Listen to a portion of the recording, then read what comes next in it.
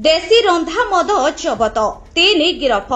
बालेश्वर अबकारी अधीक्षक श्री मनोज कुमार सेठी निर्देशक्रमे खैरा अबकारी थाना भारप्राप्त अधिकारी श्री प्रहलाद सामल एवं स्टाफ मानकु नेई गठित एक स्वतंत्र टीम द्वारा खैरा थाना अंतर्गत काकुड़िया और सुंढीरा ग्राम रे चढ़ाऊ कराई 90 लिटर देशी रंधा मद जबत कराजिबा सहित काकुड़िया ग्रामर लोकनाथ तिरिया सुंढीरा ग्रामर रवींद्र देहुरी और राजेंद्र राय को गिरफ्त कराई कोर्ट चालान कराई।